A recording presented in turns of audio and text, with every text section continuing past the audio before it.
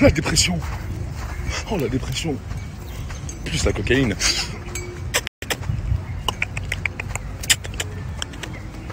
Vous voyez? Je pense que ça se voit quand même, hein, que je mène une vie plutôt cool. Mais non. Dès que ça va pas dans leur sens, qu'on essaye de dire la vérité. Je vais vous dire un truc tout simple. Si jamais je prenais de la cocaïne, ou même si je fumais, ces gens qui souhaitent me mettre une balle dans la tête, ou fumer ma mère, ou tuer ma femme et mon bébé pour pouvoir continuer leur business, parce qu'on parle quand même d'un business, hein, à plus de 7 millions d'euros par mois pour Magali Berda, on parle pas de l'autre trou du cul de Wesley, hein, qui lui a déjà été épinglé de sionisme, et que ça vous empêche pas de sionisme, c'est même pas de sionisme, hein, c'est de racisme pur. Racisme pur. Comme l'autre m'a dit, ma maman dit, moi, qu'est-ce que t'as fait là? Il faut couper le son quand tu dis des conneries là. Maman dit, bah, c'est même pas des conneries, pour toi c'est la vérité. Ici à Dubaï, c'est très simple. Chaque personne dans la présomption qui se drogue, qui possède de la drogue, alors là, faut vraiment être suicidaire plus, en vendre. On lui envoie la police, ils l'emmènent, ils vont faire le blue test. Le blue test, qu'est-ce que c'est? On vérifie que vous avez de la drogue dans le sang. Si vous n'avez pas de drogue dans le sang, les gens qui ont demandé... Le Jojo, il rigole beaucoup, mais il fait des échecs et mat sur échecs et mat sur échecs et mat. Vos menaces de mort. Parce que quand ça pique le cœur, vous n'arrivez pas à vous retenir. C'est ça, c'est le chétan qui sort comme ça. Ah, hein? Le chétan, ou peut-être la cocaïne, peut-être que vous prenez de la cocaïne. Et c'est pour ça que vous voulez pas jouer au jeu du blue test. Salam alaikum la team, j'espère que tout le monde va bien. Je reçois tous vos messages depuis tout à l'heure, mais sachez que depuis que je suis sorti, donc depuis 22h15 à peu près, jusqu'à la minuit, je n'ai pas arrêté, je suis au téléphone. Ce soir, la famille, vous vous rendez pas compte à quel point la partie de l'influence cachée, c'est-à-dire de l'autre côté de l'écran, elle a été agitée de tous les côtés. J'ai même pas envie de rentrer dans tout ça, même si c'est grave intéressant et que ça pourrait faire le buzz. J'ai Wesley qui m'a appelé tout à l'heure, j'ai tout le monde qui m'a un petit peu appelé tout à l'heure, l'autre en panique, l'autre machin. Mais si je m'éloigne de mon sujet que je traite en ce moment, à savoir le trading, il y en a ce soir, ils vont danser toute la nuit. Et ce serait leur faire un trop grand plaisir. Donc, j'ai dit que j'étais focus sur le trading. Je vais rester focus sur le trading. Quand le trading se sera terminé, je reviendrai là-dessus. J'ai reçu un coup de fil aussi d'une personne qui m'a lâché un très gros dossier sur Mila. Mais pareil, je pourrais le lâcher là demain. Ça va faire un gros boom, un gros buzz. Mais ce serait faire un trop grand plaisir aux pseudo-traders. Donc une fois que j'en aurai fini avec eux, j'ai des sujets très passionnants à traiter avec vous. Vous imaginez même pas. On dirait qu'ils ont tous choisi leur moment. Maintenant. Salam alaikum la famille. J'espère que tout le monde va bien, que tout le monde a passé une bonne nuit. Du coup, comme j'ai pas fait ma story hier, la story que je vous avais promis, on va la faire maintenant. Comme ça, après, je suis tranquille pour la journée. J'aurai pas cette boule au ventre de me dire je dois vite rentrer leur faire une story.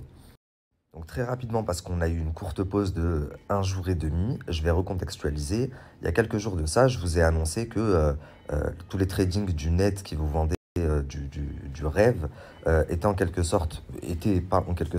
des escrocs, puisque contrairement à ce qu'ils vous disent, ils ne sont pas payés grâce au trading, ils ne savent même pas trader.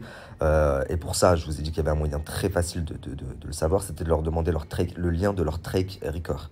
Et chose que personne n'a été en mesure de vous fournir, même si ça fait une semaine que Amir, Laurent ou d'autres personnes vous disent « Demain, je mets le lien sur le Telegram. Demain, je mets le lien sur le Telegram. » Mais il n'y a toujours rien sur le lien Telegram. Je vous ai également expliqué que du coup, puisqu'ils ne gagnaient pas d'argent grâce au trading, ils ne savent pas trader et on ne peut pas gagner autant d'argent en si peu de temps grâce au trading. Ça demande des années et des années avant de se faire la main. Je vous ai expliqué qu'en fait, ils gagnaient leur argent grâce au CPA. Le CPA, c'est quoi? C'est un moyen de paiement que le broker a mis à disposition. Donc, le broker, c'est la plateforme où vous vous inscrivez. Par exemple, pour Marc, c'est IronFX. Pour Marc, c'est VantageFX. Pour Amir, c'est IronFX. Pour Bénéfice Max, c'est BD Suisse. Donc, ça, c'est le broker. C'est une plateforme. La plateforme où vous allez vous inscrire. Et c'est aussi la plateforme qui rémunère les pseudo-traders. OK ? Donc, j'ai fini par vous démontrer tout simplement qu'ils étaient payés au CPA, ce qu'on appelle le CPA, c'est-à-dire au système d'affiliation, et que pour chaque personne qu'ils allaient faire inscrire sur leur broker, eh ben, ils allaient prendre à peu près 400-500 $. Ok? Donc tout ça, je vous l'ai expliqué, vous l'avez compris, ça a quand même fait du bruit. La famille, dernière chose que vous devez vous mettre en tête. La personne qui se dit trader aura beau vous montrer les plus belles montres de luxe qui soient, les plus belles voitures qui soient, les plus belles maisons qui soient, les plus beaux bateaux qui soient.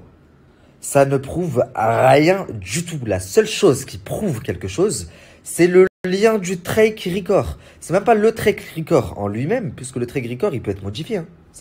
Un Photoshop, c'est modifiable. Le lien qui retrace tout, la traçabilité, le bilan complet.